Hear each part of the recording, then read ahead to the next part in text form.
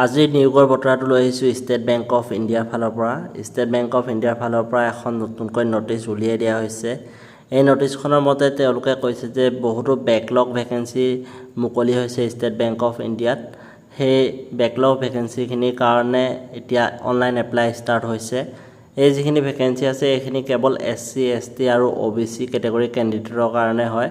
আৰু এই ভেকেঞ্চিবিলাকৰ কথা যদি কওঁ, ভেকেঞ্চিবিলাক চাৰ্কুল ৱাইজত ডিষ্ট্ৰিবিউট কৰি দিয়া হৈছে। অসমৰ কাৰণে যদি হয়, আছামিজ আৰু বড়ো লেংগুৱেজটো জনাটো কম্পালচৰি হয়। এই দুটাৰ ভিতৰত যিকোনো এটা জানিলে হ'ল।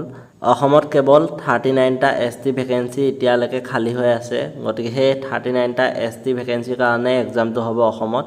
গতিকে মই ছাজেষ্ট কৰিম, যদিহে আপোনালোক OBC বা SC কেণ্ডিডেট হয় তেতিয়াহ'লে আপোনালোকে এই ভেকেঞ্চিত এপ্লাই কৰাৰ কোনো প্ৰয়োজন নাই, যিহেতু কেৱল ST সকলৰ কাৰণে আছে এই ভেকেঞ্চিখিনি। ইয়াত আপোনালোকে এপ্লাই কৰিবৰ কাৰণে গ্ৰেজুৱেশ্যন কমপ্লিট কৰিব লাগিব যিকোনো এটা বিষয়ত। আৰু ইয়াৰ এজ লিমিটৰ কথা যদি কওঁ তেতিয়াহ'লে মিনিমাম আপোনালোকৰ বয়স 20 বছৰ হ'ব লাগিব আৰু মেক্সিমাম আপোনালোকৰ বয়স 28 বছৰ হ'ব লাগিব। যিহেতু ST সকলৰ কাৰণে ভেকেঞ্চিখিনি মুকলি কৰি দিছে অসমত, গতিকে ST সকলৰ কথা যদি কওঁ তেওঁলোকে 5 বছৰৰ কাৰণে এজ ৰিলেক্সেশ্যন পাব। বাকী যদি তললৈ চাওঁ, এই এপ্লিকেশ্যনখনত এক্সাম পেটাৰ্ণৰ বিষয়ে দিছে। এপ্লিকেশ্যনখন সম্পূৰ্ণৰূপে আপোনালোকে যদি পাব বিচাৰে আমাৰ হোৱাটছএপ চেনেলটো জইন কৰি ল'ব। ভিডিঅ' ডেছক্ৰিপশ্যন বক্সত তাৰ লিংক দিয়া আছে।